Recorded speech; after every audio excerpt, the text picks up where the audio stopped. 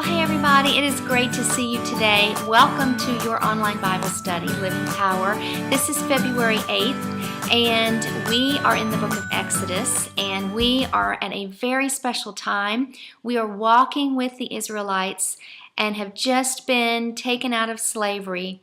We have seen the plagues, we have seen God's mighty hand parting the Red Sea and getting us out of bondage. He is leading us through the wilderness, and today we are going to be climbing up the mountain, and we are going to see God. This is a very exciting time, a very new time in the life of Israel, and I'm excited that you are joining me today as we relive this experience in the wilderness.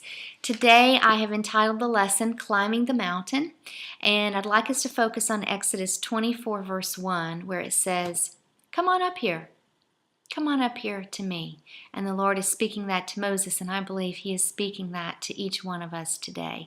If you are just now finding us online, I want to welcome you and tell you how excited I am that you're here. I hope you will subscribe to the online Bible study by going to shannonmullins.com, going to the online Bible study page, and you can receive these video teachings every weekday by email, and they'll come directly to you. So I hope you will decide to join us and walk with us this year.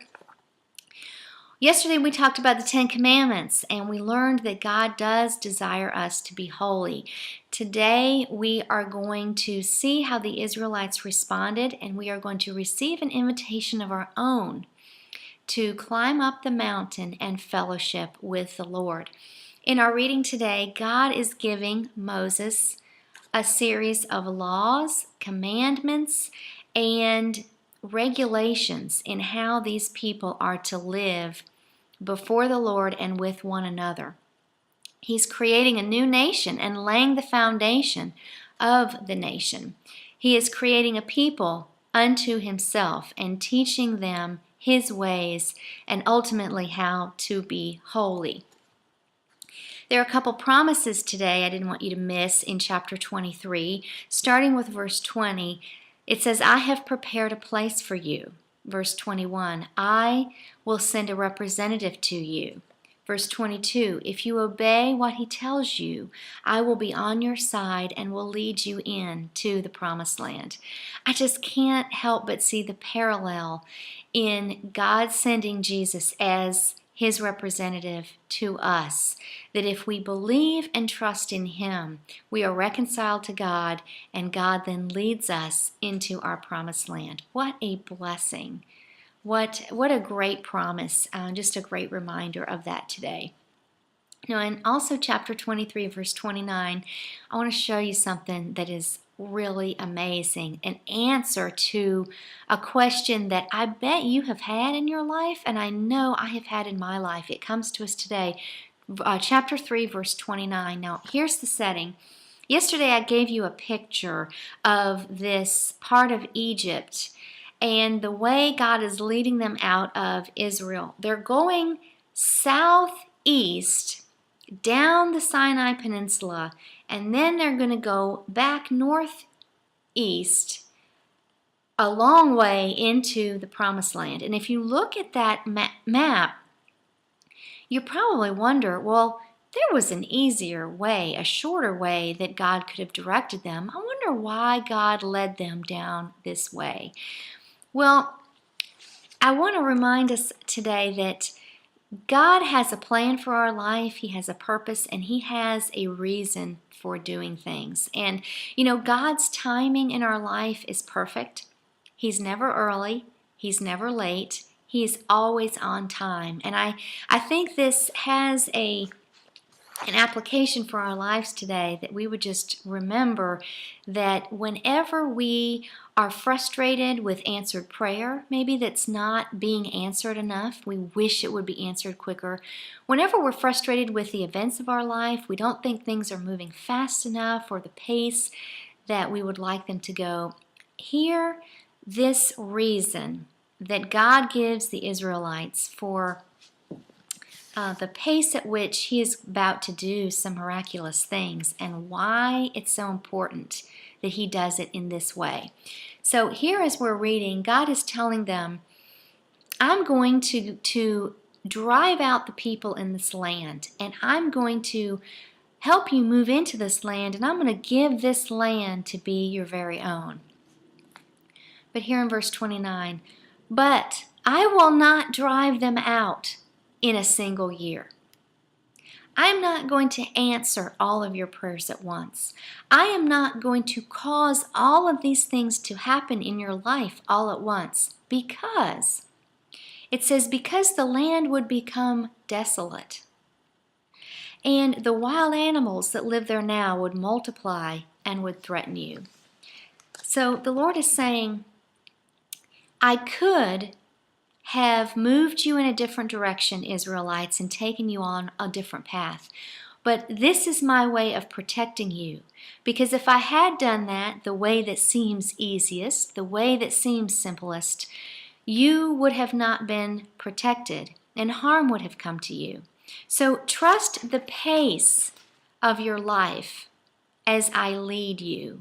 Trust the pace that I am guiding you, and trust how I am doing things. Now, as we see in chapter 24, I want us to focus primarily on chapter 4. And here is the verse for today. The Lord is instructing Moses, come on up here and climb up the mountain and bring some friends. You can bring Aaron, Nadab, and Abihu, and 70 of Israel's elders. 70 is an important number. We see oftentimes the number 3, we see 7, we see 40, and now we're seeing 70. 7 is a number that denotes completeness. There is something significant about the chosen of 70 here. And we see God inviting them to come up the mountain. And what does Moses do? He builds an altar, he conducts a sacrifice, and it says in verse 6, he splattered the blood of the sacrifice against the altar. This is the first time Israel is being reconciled unto the Lord. He reads the book of the covenant, he gives the law, and look how the people respond. We will do everything the Lord has commanded. And then notice they are consecrated unto the Lord for service unto him. In verse 8, the blood is being splattered all over the people. In essence, they are receiving the sacrifice. The blood is covering them, and they are becoming fit for service unto the Lord.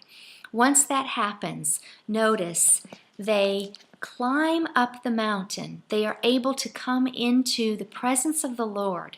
And in verse 10, they see the God of Israel. They see God. He's actually on his throne. That's what this surface of brilliant blue lazuli is. This exists, this precious stone, under the feet of God as he's sitting on his throne. And we see this in other places of Scripture. The most important thing to understand here, though, is that after the blood has covered them and that they have been sacrificed for and their sins have been atoned, they are able to come in to fellowship with God. They see God, and then look what happens in verse 11. They ate a covenant meal, drinking and eating in his presence. They are able to fellowship with God. This is the invitation that God is inviting us today. So what's been your response as God is calling you today and has called you throughout times of your life to come up closer to him, up the mountain?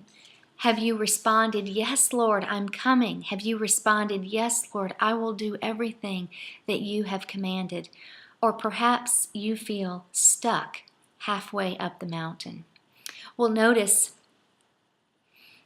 God invites everyone to come up into fellowship with him. But notice not everyone came the same distance. The 70 elders and Nadab and Abihu stayed at the base. Notice that Joshua and Moses climbed higher up the mountain, signifying deeper moments of fellowship with him. And Moses climbed the highest of all, seeking the greatest fellowship as he disappeared into the cloud and climbed higher up the mountain. Do you ever wish for times like this, a mountaintop moment with the Lord? Well, hear the invitation that he expresses to you today, that he is inviting you into closer fellowship with him as he invites you to climb up the mountain. Come up just a little bit more, for he desires fellowship, eating and drinking for you in the Lord's presence. Hear the invitation from God today to keep climbing, to keep pursuing him, and to keep seeking him. For he desires nothing more than to fellowship with you at greater peaks. Well, I hope today has been a blessing to you today. Know that the Lord is with you and he is wooing you unto himself. Everyone, I hope that you have a great rest of the day. Shalom. Blessings to you, my friends, and I will see you tomorrow.